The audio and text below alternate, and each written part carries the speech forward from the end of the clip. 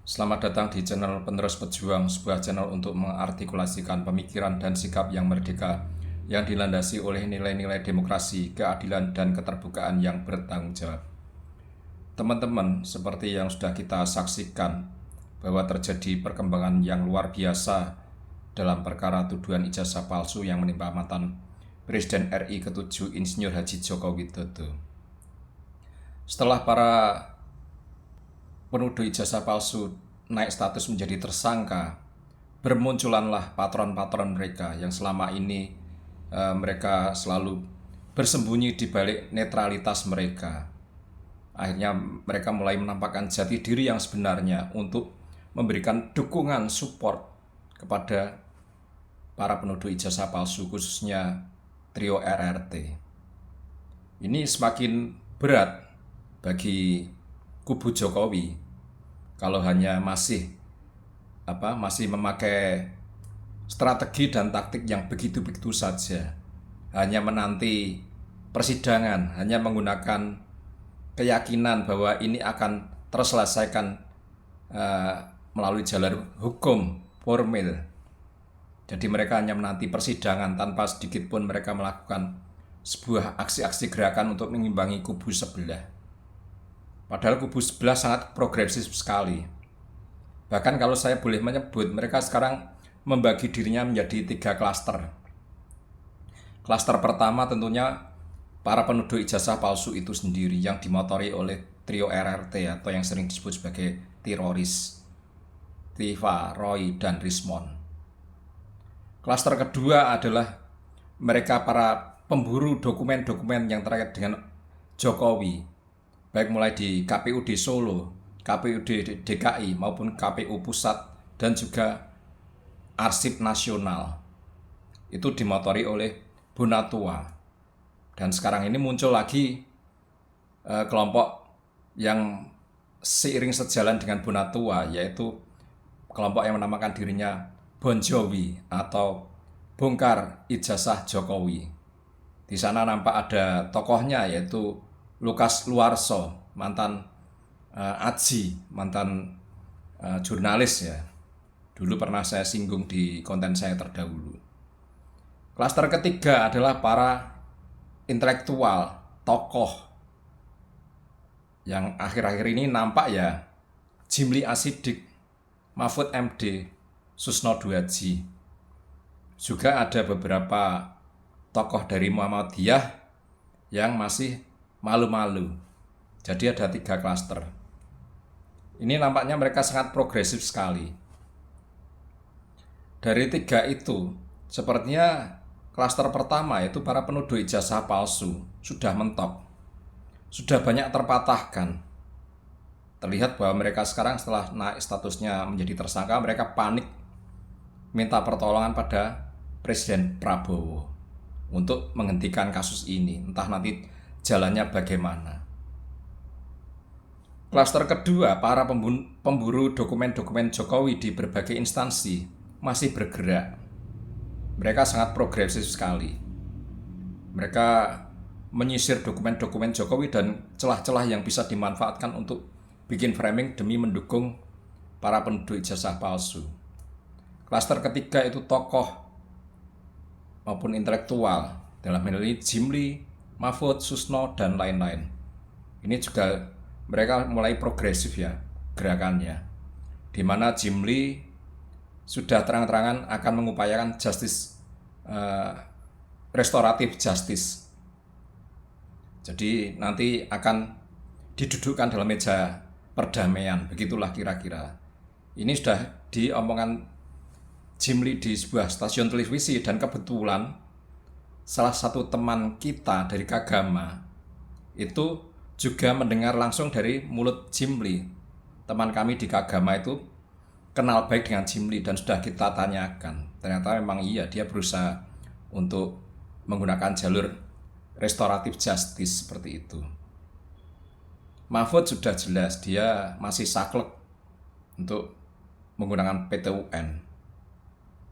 Susno dia bikin varian baru bahwa meskipun ijazah Jokowi itu asli, tapi belum tentu sah.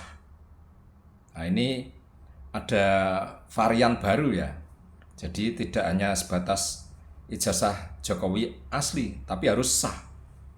Menurut pandangan Susno, ini semakin membuat keruh suasana dan sepertinya proses hukum ke depan akan semakin berbelit-belit karena pandangan-pandangan mereka yang sepertinya memang berpihak pada para penuduh ijazah palsu.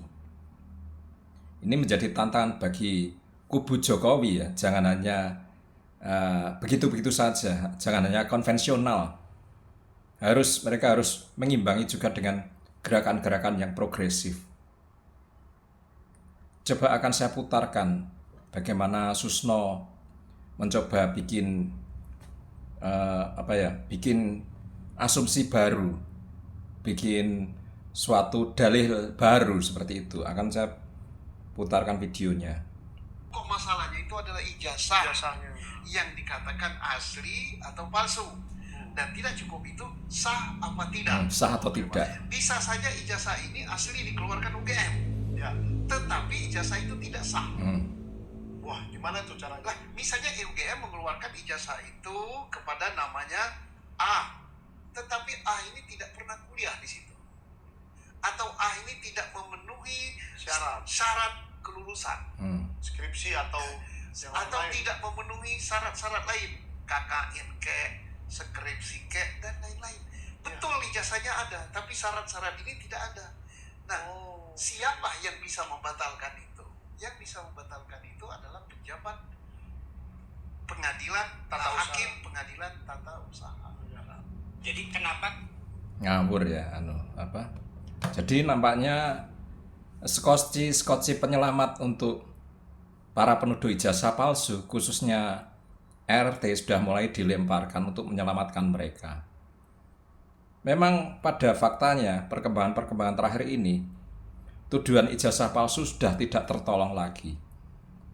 Dari berbagai bantahan itu mereka sudah gulung tikar lah soal tuduhan ijazah palsu, mau kacamata, mau huruf mencotot, mau apalagi watermark di ijazah Jokowi, segala macam itu sudah terbantahkan, dan pasti di pengadilan di menit-menit awal mereka bakal kalah. Makanya perlu skoci penyelamat, antara lain ya lewat pendapat para tokoh itu.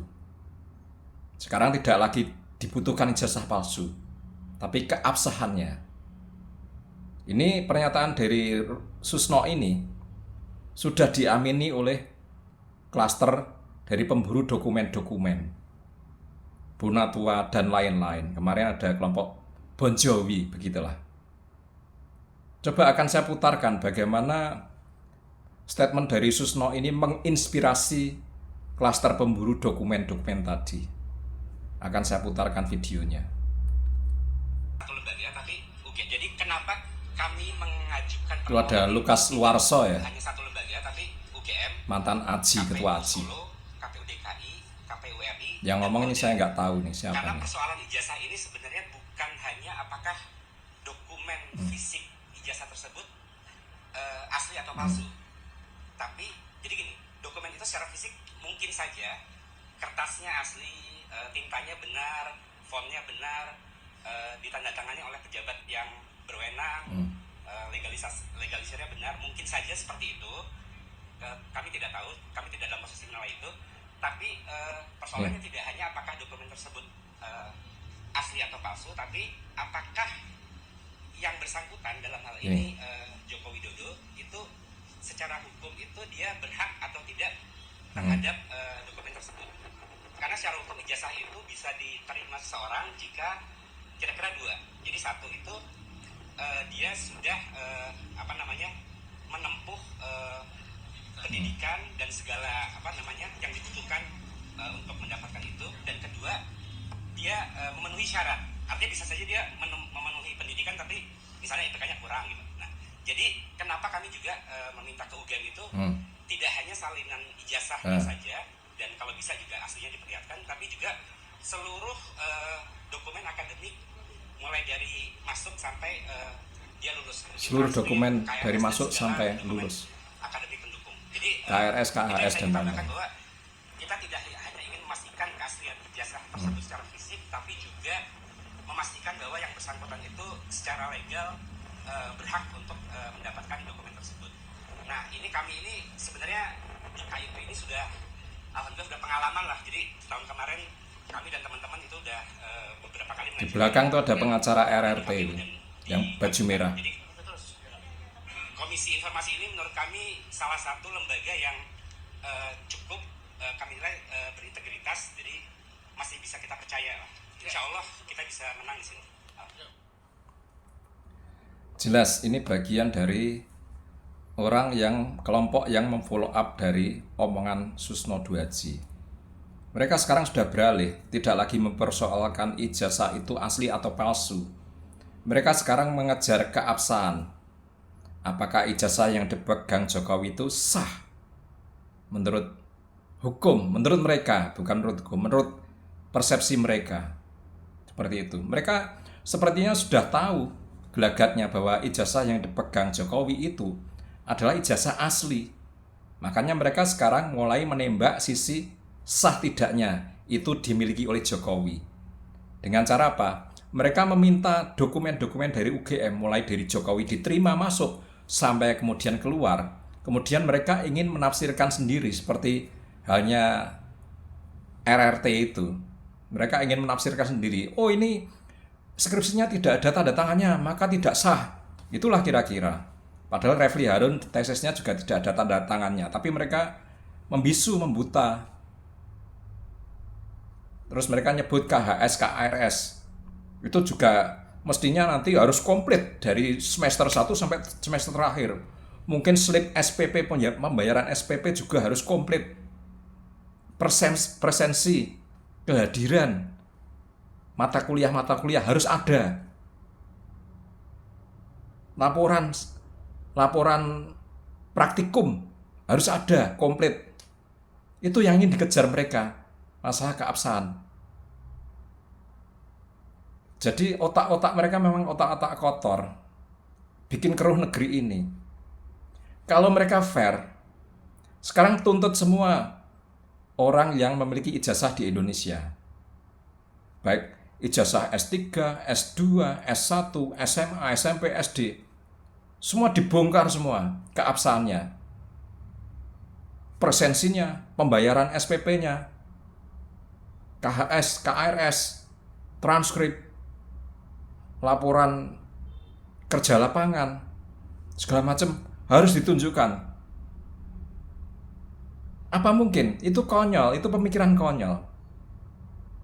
Kalau berani sekarang tuntut hal yang sama ke SBY, ke Megawati, ke Gus Dur, ke Budiono, Ma'ruf Amin, ke JK, semua harus diteliti. Jangan percaya dengan keaslian ijazah mereka saja. Harus diteliti. Semua dokumen mereka dari masuk kuliah sampai lulus. Harus komplit. Itu kalau mereka berani fair. Kalau cuma Jokowi, ya itu memang mereka punya tendensi politik. Sudah nggak bisa dibantah lagi. Mereka memang orang-orang politik yang jahil. Yang ingin memperkeruh suasana, yang ingin menghancurkan karakter Jokowi, kredibilitas Jokowi. Itu aja sebetulnya. Karena ada 3 kelompok yang ingin menghancurkan karakter Jokowi, kredibilitas Jokowi.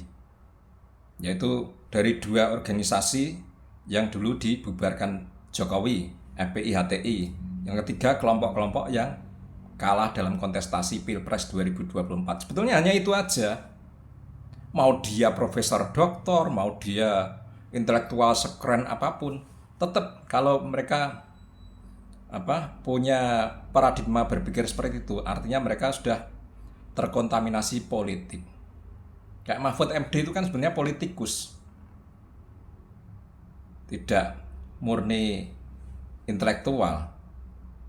Sudah berapa kali dia terjun di dunia politik, di kepartaian, dan kemarin juga di Pilpres. Lain-lainnya sama saja. Ini negeri ini akan gaduh. Sebetulnya simple. Untuk legalitas seseorang itu memiliki pendidikan berbagai jenjang. Sebenarnya hanya cukup dengan ijazahnya saja. Kalau tidak cukup dengan ijazahnya, bisa ditanyakan dari lembaga yang mengeluarkan ijazah itu. Kalau terus pengen mengetahui keabsahannya, dokumen-dokumen dari dia masuk sampai lulus harus ditunjukkan, yaitu namanya mencari perkara. Apalagi itu cuma ditunjukkan, hanya ditujukan ke Jokowi seorang, itu nama culas dan curang. Ada maksud-maksud buruk, ada udang di balik batu, itu jelas tuh, nggak bisa dipungkiri lagi. Kenapa hanya Jokowi yang diperlakukan seperti itu?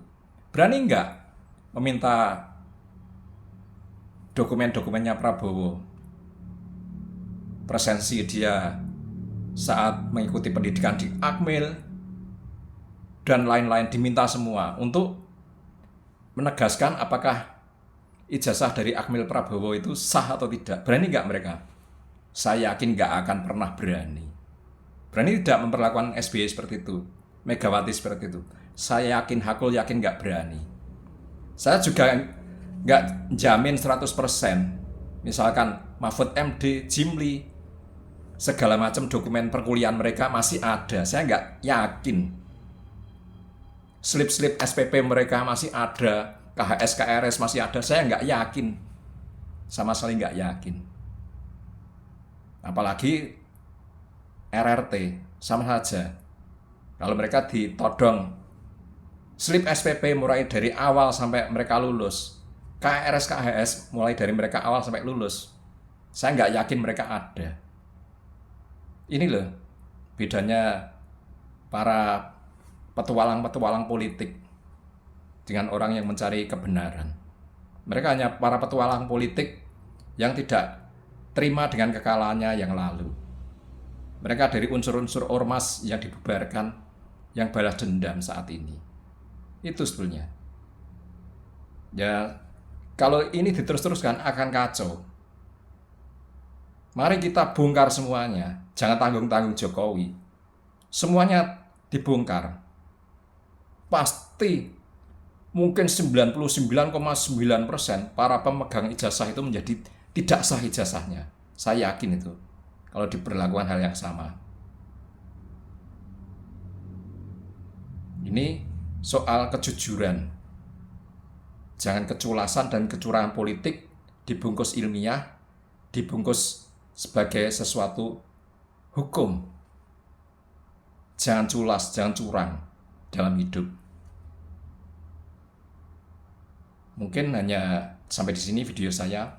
Mudah-mudahan bermanfaat. Mohon maaf bila ada kata-kata yang salah. Tetap semangat dan salam merdeka.